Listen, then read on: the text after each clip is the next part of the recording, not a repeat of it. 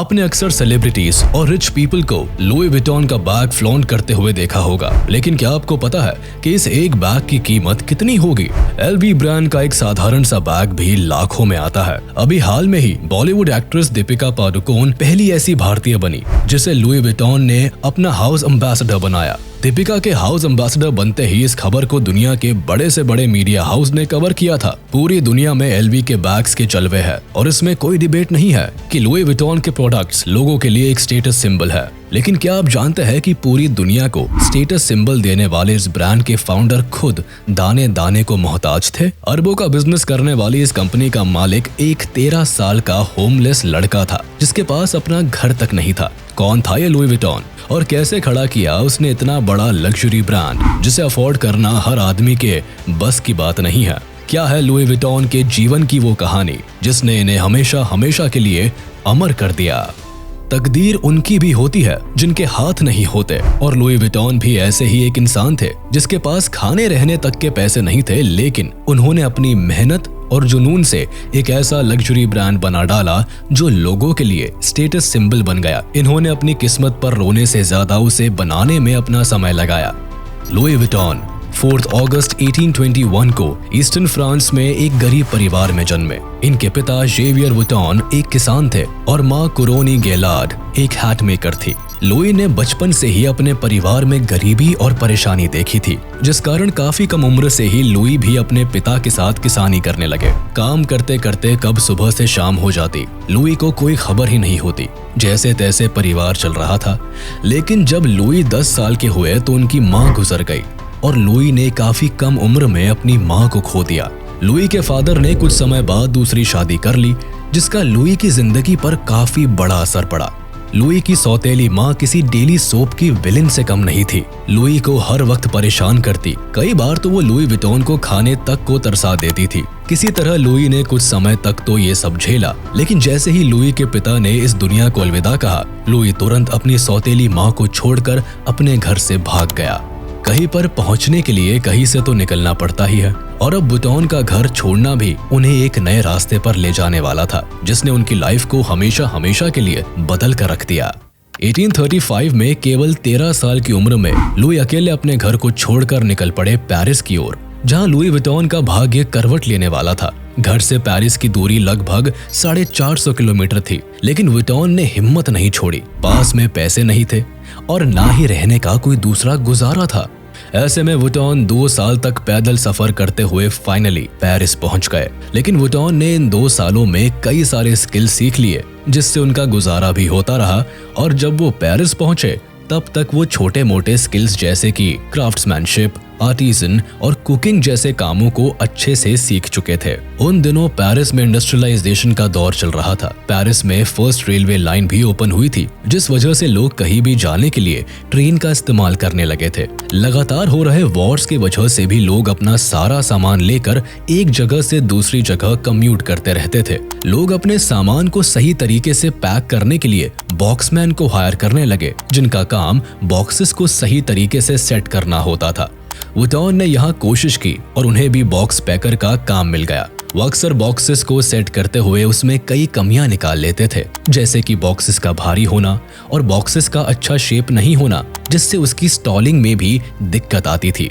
इसके बाद Vuitton मॉन्सियर martial नाम के क्राफ्ट्समैन के यहाँ नौकरी करने लगे। मॉन्सियर के यहाँ लुई को ज्यादा सैलरी तो नहीं मिली, लेकिन काम सीखने को बहुत मिला। देखते ही देखते लुई मॉन्सियर के क्लाइंट्स की फर्स्ट चॉइस बन गया, और कुछ समय बाद लुई बॉक्स मेकिंग में इतना पॉपुलर हो गया कि नेपोलियन III की पत्नी यूजीन डे मॉन्टिजो ने लुई को अपना पर्सनल बॉक्स मेकर एंड पैकर बना लिया। उन दिनों पेरिस वेस्टर्न कंट्रीज का फैशन कैपिटल बन रहा था, और एम्प्रेस ने खुद को वेस्ट में एक फैशन आइकन के तौर पर इस्टेब्लिश कर लिया था। पूरे वेस्ट की नजर उनके फैशन सेंस पर होती थी और उनके यूज किए गए फैशन ट्रेंड्स तुरंत ही पॉपुलर हो जाते थे। अब ऐसे में विटॉन के बॉक्सेस भी जब एम्प्रेस यूजीन ने यूज करना शुरू किया तो रातों रात विटॉन बॉक्सेस की पॉपुलैरिटी पूरे फ्रांस समेत वेस्टर्न कंट्रीज में भी फैल गई। लुई ने सालों एम्प्रेस ऑफ फ्रांस के लिए काम किया और हर तरह के बॉक्सेस के बारे में जाना और पढ़ा। अपनी बढ़ती डिमांड और बॉक्सेस में एक्सपर्टीज के कारण लुई ने एक दिन खुद अपनी बॉक्सेस की दुकान खोल ली, और ऐसे शुरू हुआ लुई विटॉन ब्रांड का सफर। बॉक्सेस का दुकान खोलने के साथ ही वुइटन ने सबसे पहले ट्रेडिशनल ट्रंक्स और बॉक्सेस के शेप को चेंज किया। पहले बनने वाले बॉक्सेस ऊपर की तरफ से उठे हुए होते थे, जिससे उन्हें स्टॉक करने में दिक्कत आती थी। वुइटन ने बॉक्सेस को चारों तरफ से समतल स्क्वायर लुक में बनाया, जिससे कि उनकी स्टॉकिंग काफी इजी हो गई। इसके अलावा उन्होंने देखा था कि बॉक्सेस में वुडन और आयरन मटेरियल लगे होने के कारण वो काफी भारी होते थे। वुइटन ने अपने बॉक्सेस में पहली बार कैनवास का इस्तेमाल किया, जो कि हल्के और टिकाऊ होते थे। इसके अलावा लुई ने अपने बॉक्सेस को थोड़ा मॉडर्न टच देते हुए उन्हें ग्रे कलर में बनाया, जिससे वो काफी क्लीन और क्लासी नजर आते थे। इसके बाद वुइटन ने अपने बॉक्सेस बेचने शुरू कर दिए। लुई ने इन बॉक्सेस से लगेज की दुनिया को पूरी तरह से बदल कर रख दिया। लोग अब केवल लुई के बनाए बॉक्सेस को ही प्रेफरेंस देने लगे थे, जिस वजह से अगले कुछ सालों में लुई की दुकान ने खूब प्रॉफिट और पॉपुलैरिटी कमाई। बॉक्सेस का ये बिजनेस अब चल पड़ा, लेकिन वुइटन को संतुष्टि नहीं थी। पेरिस हमेशा से ही फैशन जगह का हेवन रहा है और वुइटन को ये बात जल्दी ही समझ आ गई कि पेरिस में बढ़ते रहना है तो फैशन का हाथ थामना होगा। फैशन जगत में अपना काम आगे बढ़ाने के लिए वुइटन ने वुमेन हैंडबैग्स का बिजनेस चुना। उस समय वुमेन हैंडबैग्स को ज्यादा प्रेफरेंस नहीं देती थी, लेकिन लुई ने अपने हैंडबैग्स को भी कैनवास से बनाना शुरू किया। लुई ने हर तरह की ड्रेस के साथ वैरायटीज ऑफ हैंडबैग्स बनाए, जिन्होंने मार्केट्स में आने के साथ ही कमाल की उड़ान भरी। वुमेन अब अपने लिए तरह तरह के हैंडबैग्स लेने लगी। लुई का ये काम भी काफी अच्छा चलने लगा और बिजनेस को बढ़ता देख लुई ने अपने बेटे जॉर्ज को भी बिजनेस में लगा दिया। जॉर्ज भी अपने पिता की तरह बैग्स और बॉक्सेस की दुनिया में कमाल की नॉलेज रखता था। जॉर्ज ने अपने पिता को बैग्स और बॉक्सेस में लॉक लगवाने का आइडिया दिया, जिसके बाद लुई ने अपने सभी बॉक्सेस में लॉक लगवाने शुरू कर दिए। ये लॉक भी इतने कमाल के थे कि इन्हें किसी के लिए भी आसानी से तोड़ना नामुमकिन था, जिससे चोरी के चांसेस भी काफी कम हो गए। और हर बार की तरह इस बार भी लुई के नए आइडिया को भी पब्लिक ने काफी पसंद किया और लॉक वाले बॉक्सेस को खरीदना शुरू कर दिया। लुई का बिजनेस दिन पर दिन आसमान छू रहा था। इसी बीच फ्रांको पर्शियन वॉर शुरू हो गई, जिस वजह से लुई को अपने पूरे परिवार को लेकर रेफ्यूजी कैंप्स में रहना पड़ा। इन कैंप्स की हालत इतनी खराब थी कि कई बार तो लुई के परिवार के पास खाने के लिए खाना तक नहीं होता था। वॉर जब खत्म हुई तो लुई ने दोबारा से घर वापसी की, लेकिन तब तक बहुत देर हो चुकी थी। लुई की शॉप और घर दोनों का सारा सामान चोरी हो गया था। लाइफ ने लुई को एक बार फिर उसी मोड़ पर लाकर खड़ा कर दिया था, जहां से सालों पहले वो निकल चुके थे। लेकिन वुइटन कहां हार मानने वालों में से थे। उन्होंने अपने कारोबार को फिर से शुरू करने का सोचा। इस बार वुइटन के जेबें जरूर खाली थी, लेकिन इस बार उनके पास एक्सपीरियंस था और इनोवेटिव आइडियाज भी। उन्होंने अपने बैग्स बिजनेस को फिर से शुरू किया और इस बार उन्होंने बैग्स बिजनेस को बूस्ट करने के लिए उस पे रेड येलो स्ट्राइप्स लगाए। इस तरह से ना तो बैग्स केवल खूबसूरत हो गए, बल्कि लोग अपने बैग्स को दूर से ही लोड होते हुए स्पॉट कर सकते थे। अब लोगों का बैग्स खोने का खतरा कम हो गया और वुइटन बैग्स के बाकी के फीचर्स तो लोगों को ऑलरेडी दिखाई दे रहे थे। इसके ठीक बाद से लुई के बॉक्स बिजनेसेस ने एक बार फिर मार्केट पर अपनी अच्छी पकड़ बना ली। इस बार देखते ही देखते लुई के प्रोडक्ट्स को इंटरनेशनली भी पहचान मिलने लगी। दूसरे देश के लोग भी लुई के बॉक्सेस और बैग्स को काफी पसंद करने लगे थे। लुई के बैग्स को एलीट क्लासेस से लेकर मिडिल क्लास तक हर कोई इस्तेमाल करने लगा। लुई ने अपना पहला कैटलॉग रिलीज करने को सोचा, जिससे लोगों को सामान खरीदने में और आसानी हो। लेकिन तभी एक दिन खबर आई कि लुई ने 72 साल की उम्र में इस दुनिया को अलविदा कह दिया। पिता की मौत के बाद जॉर्ज ने अपने बिजनेस को संभाला और अपने पिता के अधूरे काम को पूरा करने का जिम्मा उठाया।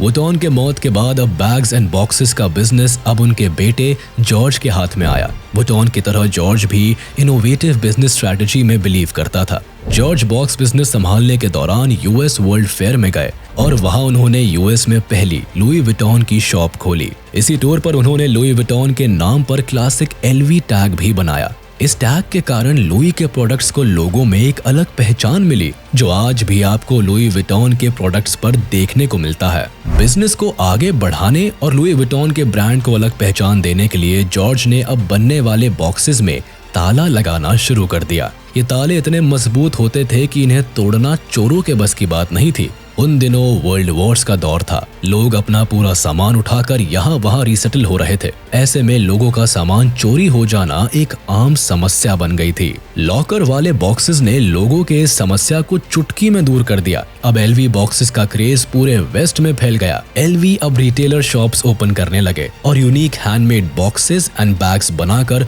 लोगों तक पहुंचाने लगे। कुछ समय बाद हिस्ट्री ने खुद को दोहराया और जॉर्ज ने भी दुनिया से विदा ले ली और जॉर्ज की जगह उनके बेटे गैस्टन ने आगे का बिजनेस संभाला। गैस्टन अपने बिजनेस को लेकर बहुत ज्यादा ही सीरियस था। कहते हैं कि जब वर्ल्ड वॉर 2 छिड़ा तब जर्मनी ने पूरे फ्रांस की दुकानों को बर्बाद कर दिया सिवाय एलवी के, क्योंकि एलवी के हेड गैस्टन ने अपने ही देश के दुश्मन नाजी से हाथ मिला लिया और नाजी आर्मी के लिए बॉक्सेस एंड सूटकेस बनाने का काम करने लगा। उस दौड़ में जब सारी बिजनेस सफर कर रही थी तब भी एलवी प्रॉफिट कमा रहा था। वॉर खत्म होने के बाद गैस्टन ने अपने तीनों बेटे हेनरी, जैक और क्लॉड को कंपनी को रीबिल्ड करने का काम दिया, लेकिन इस बिजनेस को लेकर तीनों के अलग अलग आइडियाज थे, जिस वजह से उनकी बहन के हस्बैंड हेनरी रिकैमियर को कंपनी का सारा काम सौंप दिया।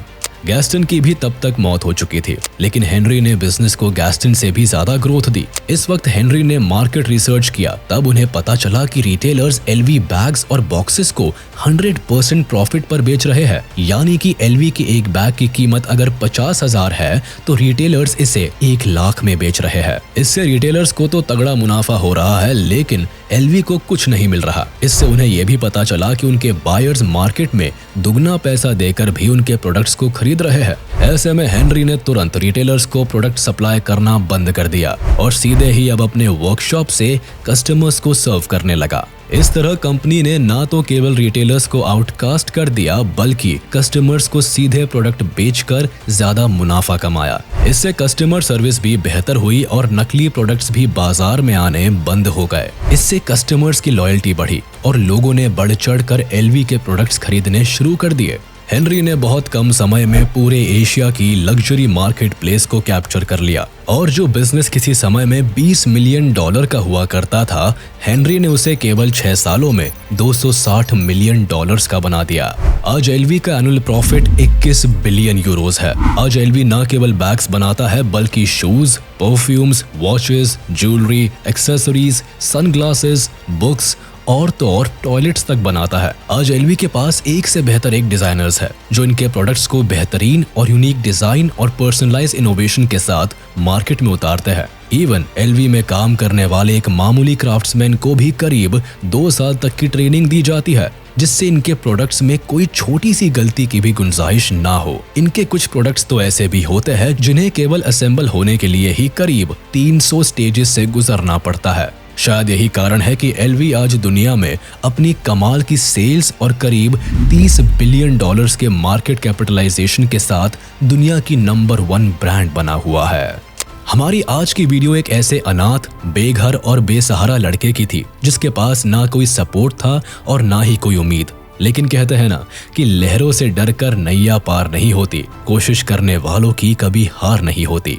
तो बस लुई विटॉन भी एक ऐसे ही इंसान थे जिन्होंने कभी अपनी परेशानियों को खुद पर हावी नहीं होने दिया। इन्हें भी कई फेलियर्स का सामना करना पड़ा, लेकिन एट द एंड इन्होंने एक इतना बड़ा बिजनेस एम्पायर खड़ा कर दिया कि आज भी इनकी पीढ़ियां राजाओं की जिंदगी जी रही है। अब समय है आपसे अलविदा लेने का। आशा करते हैं आपको हमारा ये वीडियो पसंद आया होगा। मिलते हैं अगली वीडियो में। जाने से पहले आप इस वीडियो को लाइक, कमेंट और शेयर करना ना भूलें। और अगर अभी तक आपने हमारे चैनल को सब्सक्राइब नहीं किया है तो जल्द कर ले, ताकि हमारी सारी वीडियोस आप तक सबसे पहले पहुंच सके।